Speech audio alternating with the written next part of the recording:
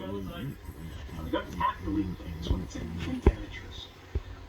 Nobody has been hurt as a result of these disclosures because everyone who was involved in them was so careful. We wanted to maximize the public benefit while mitigating the potential risks.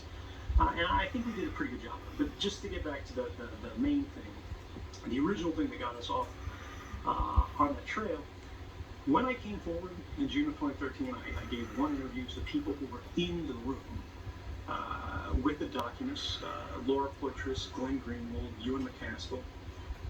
And I said who I was. I said why I was doing this. I said what this was about, why it matters. And that we were constructing a system of turnkey tyranny. And even if you trust that to Obama, you never know whose hand is going to be on that key next. And all they have to do is turn it. And there's nothing we can do to stop it. The only thing that's restraining these programs really is policy, more so than a law. And the president at any time can sign a napkin, and those policies change. Well, after that, I went 6 months without giving any interviews because I didn't want people to talk about me. I wanted them to talk about what actually mattered. And the government, of course, was trying very hard to change the conversation, as they always do, to be about who is this guy? What have they done, right? What's wrong with him? What are their problems? Who is this new guy? So they can controversialize the source of a story rather than having to confront the story itself.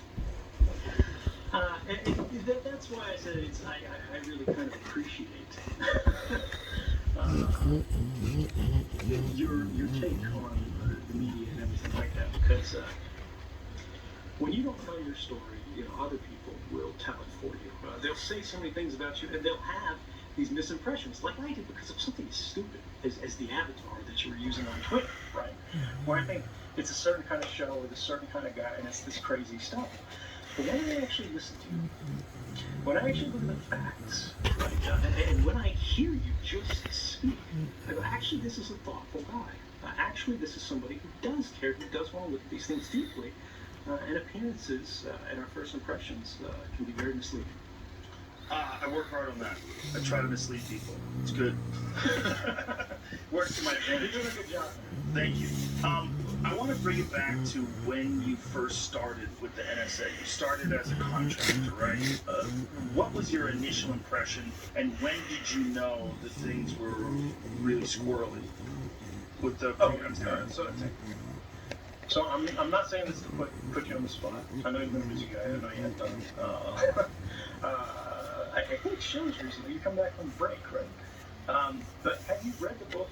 Because it'll just help me. Your book. If you haven't got a chance to read it. No, I have not read your book or got a copy of it. Okay, well, I will send you a signed copy from it. Beautiful. And I hope you'll read it, and I hope you will enjoy it. But, all right. So, I had a really weird history in the intelligence community. I grew up in a federal family.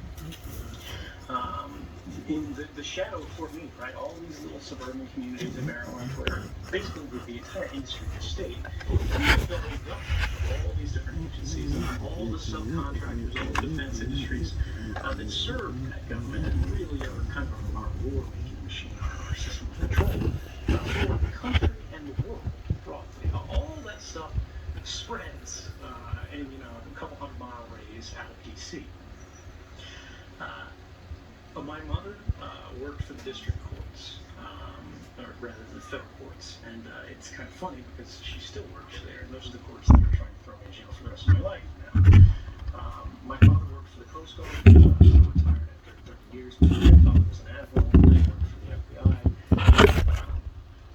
And as far as my family, my whole line of family, generations back, was working for the government. So it was pretty ordinary, pretty expected for me to go into this kind of work. Now, I started, I wasn't super successful in school because I felt, this is the experience of the world that everybody says, that I had more to learn from computers than I did from, I'm spending more and more time focusing on technology than I got mom, and I dropped out of high school. And now it's like, all right, how do I make this up? I say drop out of high school, but I'm actually actually going to college, right? They called it concurrent enrollment, where I'm not taking classes in high school. I'm going to community college instead. And I'm not doing that great there either. Like, it's fine, you know, I'm enjoying it, but, you know, school is school. I can't wait to be grown. You're bored, huh? And,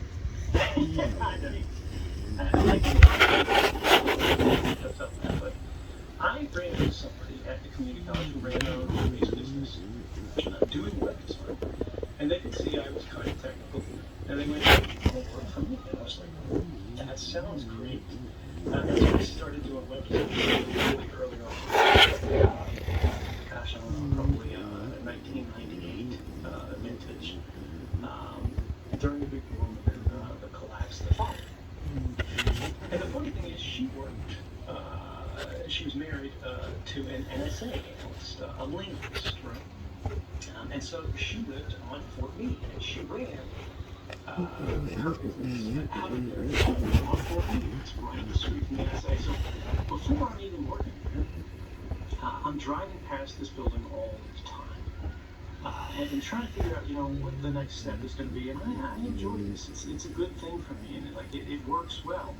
And I start getting trained and certified, all these little industry stamps you've got to get as a technologist to say, oh, you know this program or whatever. And just start climbing the ladder. But then 9/11 happens. And I'm on Fort Meade when 9/11 happens. I'm just going to work. And I tell this in the book in some detail. And I think it's very much worth reading for people who don't know this, because this is forgotten history. How old were you at the time? Gosh, I was born in '83, so I was probably 18 years old.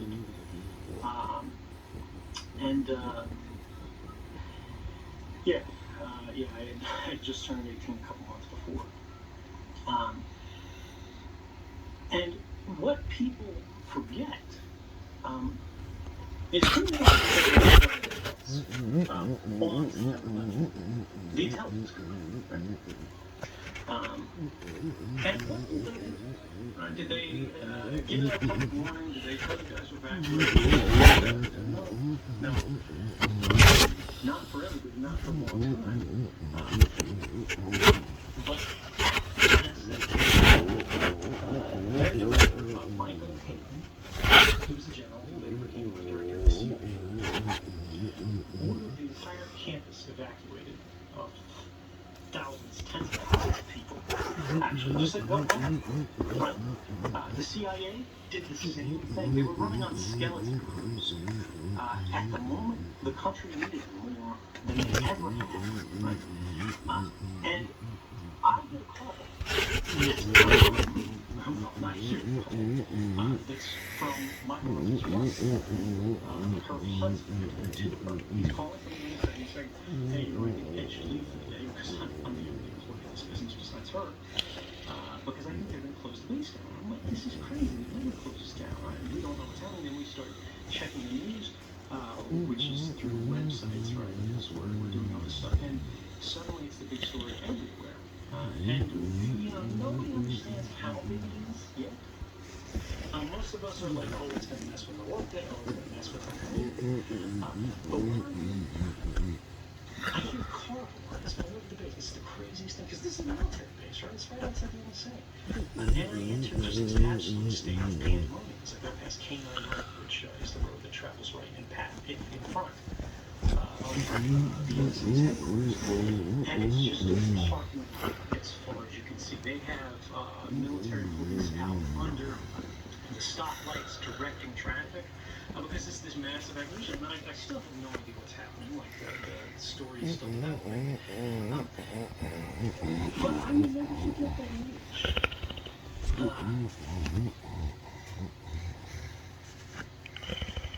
Why did these people have so much power and so much money and so much authority at the moments we need them the most? They're the first people in the country that are leaving the buildings. And, you know, later on, they said, and this is covered in a book, I think it's James Van who interviewed that director that's going to get that order about what was happening. He was going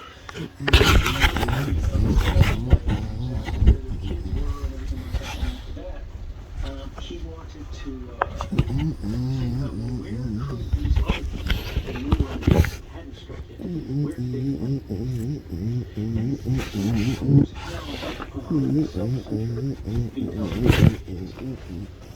this is the best Congress, the Supreme Court, they all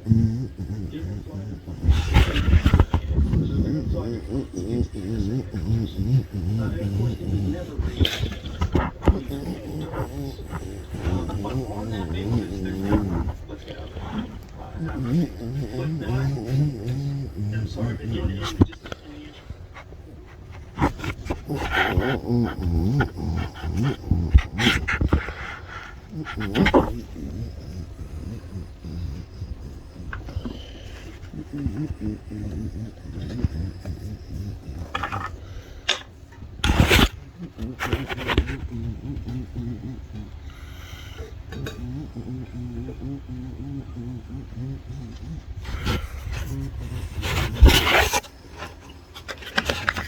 just